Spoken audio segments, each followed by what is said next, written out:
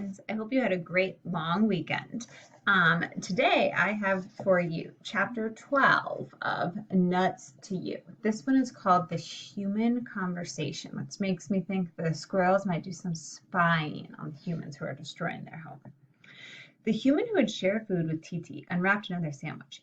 Peanut butter, he said. They love it. This must be so freaky for them. All this noise and everything. I know, said one of the others. Like, oh no, it's the end of the world. Don't worry, animals, this one called out. We're just clearing the power lines. We're leaving you in the forest. You guys, said the third. It's like when you lift up a rock and there's an ant's nest underneath. They all swarm off like they have to build a new colony in about 5 minutes. They don't even think about it. It's instinct.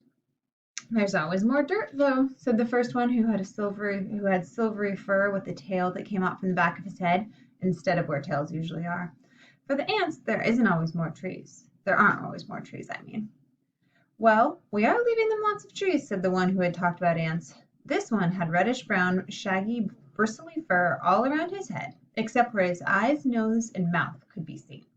They don't know that, said the silvery one. Well, maybe you should tell them, said the one who was a female and had dark fur with the texture of lichen. I would, said the silvery one.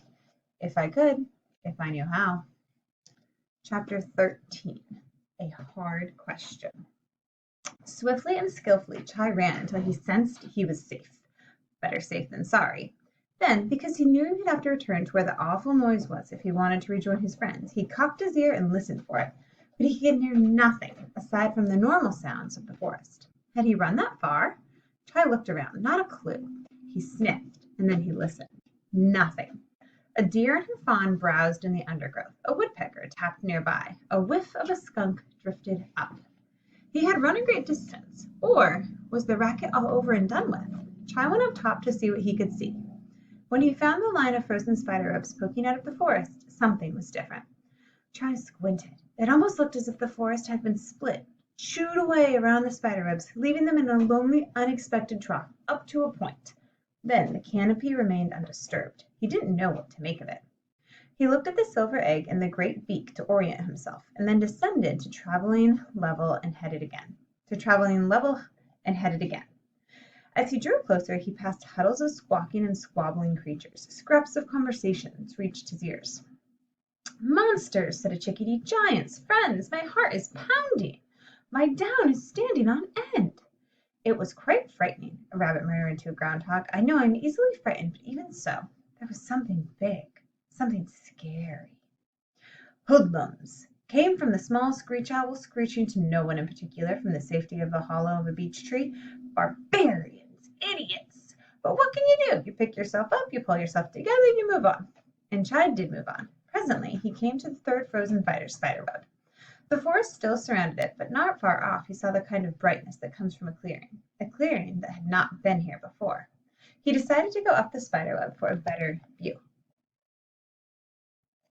He climbed just higher than the treetops when a voice from overhead called out, Jed! Startled, he looked up. 2 reddish squirrels were watching him from a ledge that was part of the spiderweb. Nice ya, Jed, said the smaller one, patting the top of his own head. That's not Jed, said the other. Sorry, we thought you were someone else, someone we know. Name of Jed. He looks like Jed, said the first. He's gray and all. Jed ain't the only gray squirrel there is, said the big one. Do you know Jed? Asked Chai, climbing higher. Have you seen him? He talks funny, like Jed too, said the small one, snickering.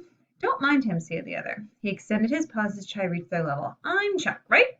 No, I'm Zom, said the small one. Recovering his manners, he said, we was just about to chow down. Do you want to partake? Then he turned to Chuck and behind his paw added, he probably don't know what a pine cone is either. I'm Chai, said Chai, and you're right, I don't. So they showed him as they had showed Jed only the day before. They marveled at his story. You gray tribes are quite adventurous, said Chuck. We reddish, we tend to stay put. So do I, said Chai, usually. Chuck and Zom were staying put by moving into a large cavity in the corner of a ledge. They showed Chai how they had already begun to cozy it up with grasses and leaves. After the brief tour, they stepped back out into what Chuck was calling the veranda and gazed at the unusual view before them. The forest had been removed from all the buzz paths. A long corridor of empty space stretched out as far as they could see until a curve took it out of sight. Some humans sat on the ground at the close of the corridor having a picnic. Chai didn't understand why the buzz paths needed so much empty air around them, but having traveled here in the buzz paths, he understood that these were the same paths that passed through his own grove. One of them was within jumping distance of his mom and dad's nest. How frightening they would be if this destruction happened there. Terrified, and then it dawned on him, this would happen there. That's what was going on. Their home, his home, everyone's home would disappear. He had to go tell them, warn them, help them. He would warn everyone. But they're all done, said Chuck when Chai told them his plan. Saw him stretched, basking in the sunlight. Listen to how quiet it is, he said. They're not all done, said Chai. If they were done, they would leave. Still, he hesitated. Not because of Chuck's words, but because of Jed and Titi's. They were somewhere in this strange place, far from home. Maybe together, maybe alone. How on earth could he find them? How could he not try? At the same time, a definite location that he knew how to get to. Everyone else he loved was unaware of the mayhem and destruction coming their way. He was only one squirrel. There wasn't much time. What should he do? What would you do? What do you think? Would you go find Jed and Titi, or would you go warn your family? Chapter 14. Looking for Chai. Titi and Jed circled around the chopped-off edge of the ragged new clearing. They called out to Chai, turning and shouting in every direction. They waited after each shout, listening. They stepped deeper into the forest and traveled back in a bigger circle, looking and calling and listening. They moved carefully but swiftly. They were not alone. Everywhere they met other creatures calling out for their lost ones, asking, have you seen a chipmunk with an extra buck stripe? Have you seen a young bat? An old possum with a torn ear? Titi and Jed asked too, have you seen a handsome gray squirrel, the best friend anyone ever had? He wears an acorn hat with a sprig of goldenrod on it. Are you sure? They knew that Chai could be very far away by now. He could be anywhere, absolutely anywhere. How do you know when it makes no sense to keep looking? They crept close to the edge again and watched the humans. I talked to one of them, Jed, said Titi, or at least it talked to me. One of who? Asked Jed. Them, said Titi, gesturing, the humans, before you found me. Something came over me. It must have been the smell of their food. They have this really delicious... So, what did you do, Jed interrupted, incredulous.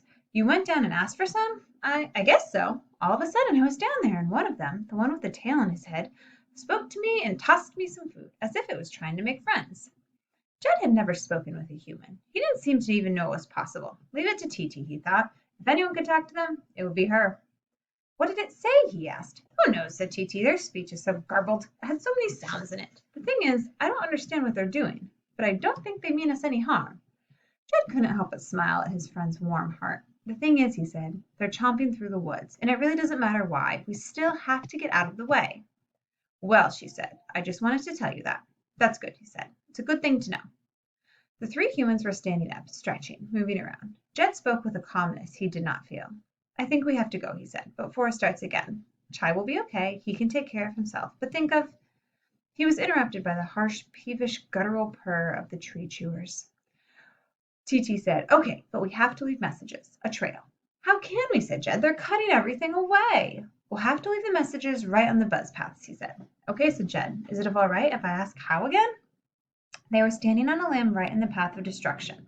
The humans walked toward them. Titi looked around. Hastily, she pulled a nearby leaf from the stem of both paws. She nibbled the edge of the leaf, then tore it in half along the main vein. She nibbled a hole in the middle and spat out the leafy pulp. Then she climbed down into one of the buzz paths and wrapped a leaf around it. The leaf swung upside down, but it stayed there. Jed watched admiringly. It probably wouldn't stay put in a stiff breeze, and he didn't know what Chai would recognize in a message, even if he saw it. Then again, maybe he would. Who else but Titi could make such a thing? Good idea, he said. Titi saw his mouth moving, but he couldn't hear his words. The racket had begun. She flinched at the noise, but only because it was so loud and so sudden. She wasn't afraid of it anymore. It was something you could run from, and they had a plan. Hurriedly, they left messages on the two buzz paths. Then they were